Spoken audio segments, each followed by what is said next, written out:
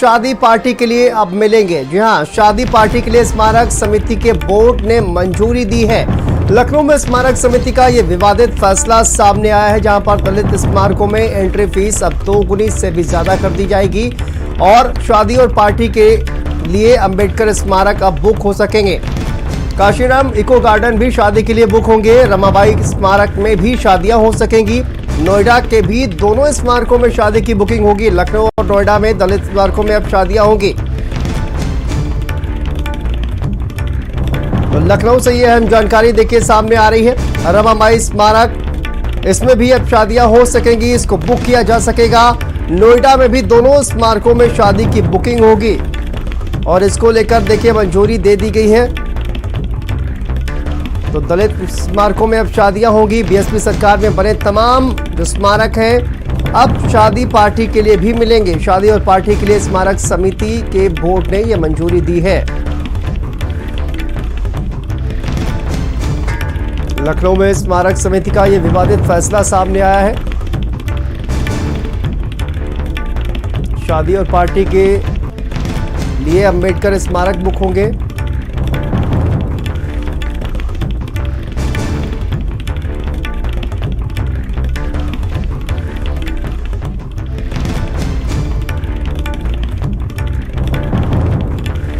देखिए लखनऊ से खबर सामने आ रही है। लखनऊ और नोएडा में दलित स्मारकों में अब शादियां होगी और स्मारक समिति के बोर्ड ने यह मंजूरी इसको लेकर दे दी है। बीएसपी सरकार में बने तमाम स्मारक शादी और पार्टी के लिए बुक किए जा सकेंगे।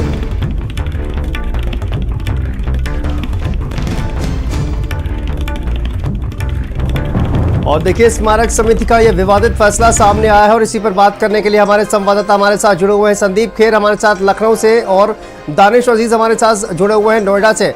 सबसे पहले संदीप, आपका रुख करेंगे। बीएसपी सरकार में जो तमाम स्मारक बने हैं, जो दलित स्मारक बने हुए हैं, उनमें अब कहा जाए कि जो पार्टी शादी पार्टी के लिए उनको बुक किया जा सकेगा। क्या ये फैसला है और क्या इसको लेकर अधिक जानकारी सामने आ रही है?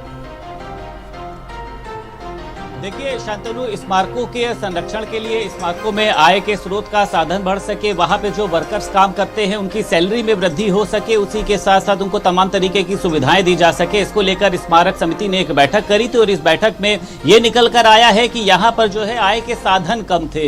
यानी ये जो बड़े बड़े स्मारक हैं, खास तौर से जो बहुजन समाज पार्टी में बने हुए जो दलित स्मारक हैं, काशीराम की बात करी जाए, बौद्ध विहार की बात करी जाए, इको गार्डन की बात करी जाए, रमाबाई पार्क की बात करी जाए, यहाँ पर अब शादी होंगे, ब्याह होंगे, मतलब यहाँ पर अब जो है तमाम तरीके के आयोजन कराए जाएंगे, सांस्कृतिक होंगे, राजनीतिक होंगे और आप समझ सकते हैं कि शादी ब्याह में किस तरीके के कार्यक्रम होते हैं। शादी ब्याह के कार्यक्रमों में किस तरीके से वहां पर अगर बात करी जाए किस तरीके से खान पीन होता है, तमाम लोग वहां पर शराब पीकर पहुंचते हैं, दंगे होते हैं, फसाद होते हैं और उसी के साथ साथ तमाम जो बड़े बड़े, क्योंकि यहाँ पर जो आयोजन करेगा वो कोई छोटा आदमी नहीं होगा, बड़े बड़े आयोजन होते हैं, उसमें किस तरीके से डांस होता है, किस तरीके से, मतलब वहां के स्मारक स्थल की जो एक शांति है, जो एक वहां की सौम्यता है, मुझे लगता है स्मारक समिति का ये जो विवादित एक फैसला आया है ये उन सभी पर बड़े सवाल खड़े करता है। मायावती ने जिस तरीके से महापुरुषों के लिए यहाँ पर स्मारक स्थल बनाए। अच्छा संदीप, किस किस की तरफ से कहा जाए कि इस पूरे फैसले का अभी तक विरोध किया जा रहा है? कौन कौन से राजनीतिक दल हैं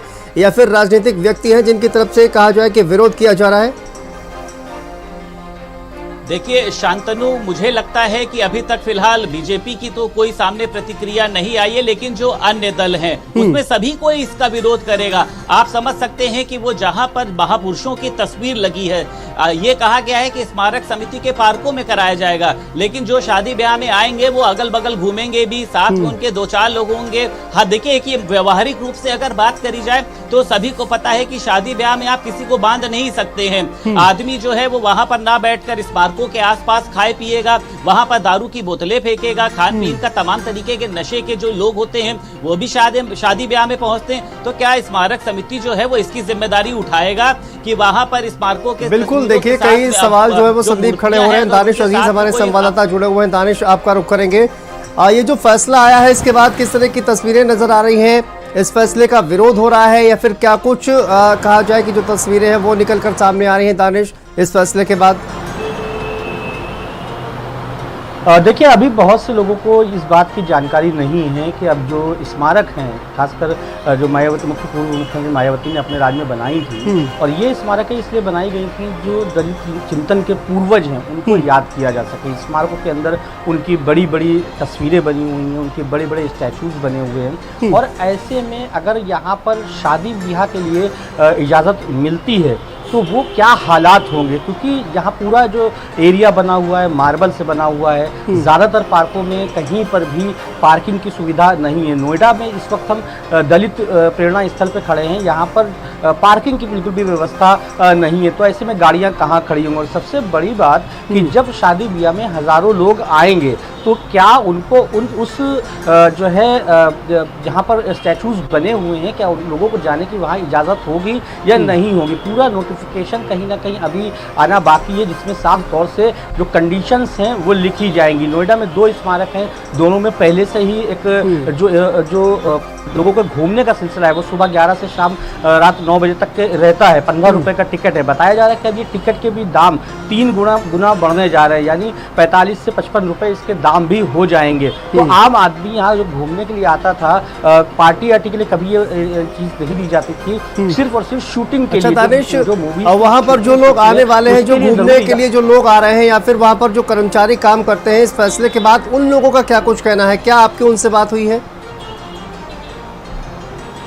देखिए, कर्मचारियों से हमारी बात हुई है। कर्मचारी को कहना है कि अगर यहाँ पर शादी ब्याह होता है तो जो यहाँ पर स्मारक बनी हुई हैं, जो यहाँ पर और भी चीज़ें बनी हुई हैं, स्टैचूज़ बने हुए हैं, उनको नुकसान हो सकता है। क्योंकि जाहिर सी बात है कि जब कोई शादी होती है वहाँ पे 1000 से 1500 लोग इकट्ठा होते हैं, वहाँ कोई सिक्योरिटी नहीं होती, कौन सा व्यक्ति क्या कर रहा है कोई मनादी नहीं होती है। क्योंकि जाहिर सी बात है शादी का माहौल रहता है, उसमें अगर कोई किसी भी चीज़ के लिए मनादी करेगा, कोई नाराज़ हो जाता है, तो ऐसे में जो स्टैचूज़ बने हैं उनकी सुरक्षा का क्या, क्योंकि सबसे बड़ा जो मुख्य मुद्दा अब ये रहेगा कि जो यहाँ पर दलित चिंतन के जो पूर्वज हैं उनके से जो स्टैचूज और तस्वीरें बनी हुई हैं, अगर शादी ब्याह जब यहाँ पर होगा, हज़ारों की संख्या में लोग यहाँ पर पहुँचेंगे, तो उस वक्त इन पूर्वजों के स्टैचूज और तस्वीरों को नुकसान पहुँचेगा या फिर नहीं पहुँचेगा। जैसे अभी हमारे सहयोगी संदीप खेर ने कहा कि शादी ब्याह में जो है शराबी भी बहुत आते हैं, हुड़दंग भी बहुत होती है, तो कई ऐसी चीज़ें हैं जिसकी वजह से